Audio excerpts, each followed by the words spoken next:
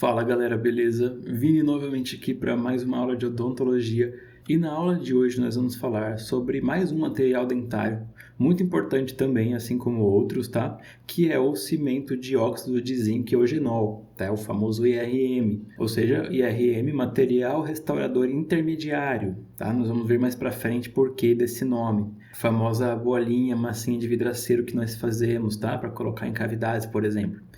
Lembrando que esta aula nós vamos falar de cimento de óxido de zinco e eugenol como um material restaurador provisório, por exemplo, não o cimento de óxido de zinco e eugenol utilizado na endodontia para a obturação dos canais radiculares, tá? Aquele endofio, por exemplo, aquele lá é um outro, deixa para uma próxima aula, uma outra variação, né, de cimento de óxido de zinco e eugenol.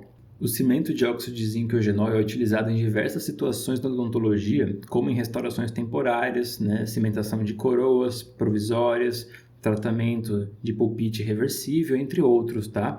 Ele é especialmente útil em situações em que é necessário proteger a polpa dentária de estímulos externos, como temperatura, pressão, bactérias, tá? Como, por exemplo, quando a gente trata um canal provisório de um dente, faz a abertura coronária, né? Antes de tratar o canal e enviar para algum especialista, nós podemos fechar essa cavidade, fazer esse selamento provisório com esse cimento de óxido de zinco e eugenol, por exemplo. Pois, além da restauração temporária provisória, o eugenol presente no OSE, né, no cimento de óxido de zinco e eugenol, tem propriedades analgésicas e anti-inflamatórias, né? O eugenol é extraído do cravo, então tem essa propriedade analgésica, anti-inflamatória, que ajuda também a aliviar a dor, a inflamação, tá? Em alguns casos de pulpite, por exemplo, ou cáries, né, dentários. Então é sobre esse importante material que nós vamos falar hoje. Lembrando que quando vocês finalizarem de assistir essa aula, se quiserem dar uma passadinha lá no nosso canal do Insta, né, do Odonto Channel lá no Insta, nós vamos fazer um post também sobre questão para vocês consolidarem um pouco mais o que aprenderam nessa aula, tá certo? Então não se esqueçam de dar uma passadinha no canal lá e realizar a questão para consolidar mais ainda, beleza? Vamos começar falando então de cimento de óxido de zinco e eugenol. Vamos então começar a falar sobre as propriedades do cimento de óxido de zinco e eugenol. Ele é composto por um pó e um líquido. Como a maioria dos cimentos e materiais dentários, ele é composto de um pó e um líquido, ou seja, um frasco contendo pó e um frasco contendo líquido. O pó, principalmente, é um pó de óxido de zinco e outras partículas, como alumina, polimetilmetacrilato, tá? A fim de melhorar as propriedades físico-químicas, aumentando a resistência e prevenindo-se a fratura do material e do dente. Então existem outras partículas junto, em pequena quantidade, mas principalmente é o óxido de zinco, tá? E no líquido o eugenol. Por isso o nome cimento de óxido de zinco e eugenol, certo?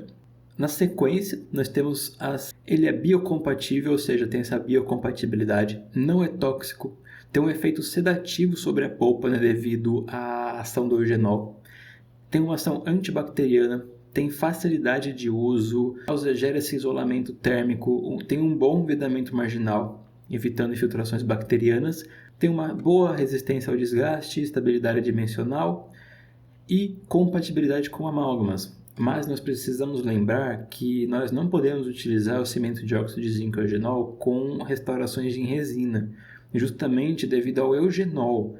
Tá? O eugenol ele interfere com a polimerização da resina, já que ele consome os radicais livres que seriam utilizados na polimerização da resina, atrapalhando a polimerização. Por isso que ele só é indicado, por exemplo, como base, forramento ou base de restaurações antes de restaurar com amálgama nesses casos. Não podemos utilizar ele como uma base e depois utilizar resina em cima. Tá? Não vai polimerizar corretamente a resina, vai causar algum dano, problema na restauração. Então essas são as propriedades, tá, que nós falamos. Vamos continuar agora falando agora das indicações. Indicações do cimento de óxido de zinco e eugenol como base sobre restaurações de amálgama, assim como nós já falamos, como uma restauração direta provisória, curativos de demora. Então, nós não podemos falar de restaurações definitivas com o IRM. Seu nome já fala, né? Material restaurador intermediário. Ele não é um material definitivo, ele é intermediário, seja como um curativo de demora até realizar o tratamento concluir, né? Ou não só em questão de tempo, mas como base, questão de volume. Ele pode ser utilizado como uma base sob restaurações de amálgama. Então ele é intermediário. Por isso o nome IRM, Material Restaurador Intermediário, tá? Porque ele pode ser utilizado tanto como base sob restaurações de amálgama, lembrando, não pode sobre resina, e também como uma restauração direta provisória, um curativo de demora, tá? Essas são as principais indicações do OSE, também chamado de IRM. Falando agora da espatulação.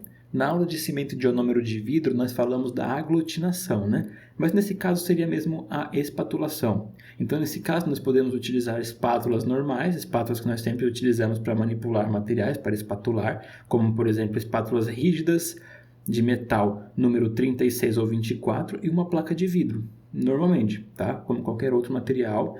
Nós devemos agitar o pó antes, a fim de homogeneizar esse pó.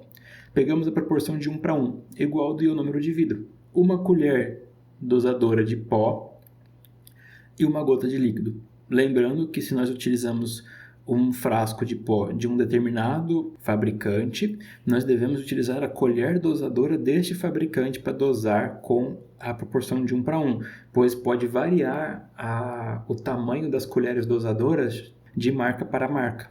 Devemos dividir o pó em 3 partes, tá? E espatulá-las rapidamente, tá? No máximo 50 segundos, em torno de 1 minuto, no máximo. Espatular essa proporção de 1 para 1, tá? Tem que esfregar com mais força do que se fosse ver o ionômero de vidro. O ionômero de vidro nós iríamos somente aglutinar as partículas, fazer a consistência de fio. Já no óxido de zinco e eugenol, nós temos que apertar como se fosse uma massinha de vidraceiro mesmo e fazer um rolinho ou uma bolinha. Feito isso, nós vamos adaptar a cavidade e finalizar a restauração, provisório, curativo de demora ou a base, tá? Então isso é uma aula mais curta, espero que tenham gostado. É um material simples, mas super importante, né, como já foi dito. Então lembre-se de seguir lá no canal. Não se esqueçam de passar lá na nossa página para ver uma questão e consolidar esta aula um pouquinho mais simples, tá? Espero que tenham gostado. A gente se vê numa próxima. Um grande abraço e até mais.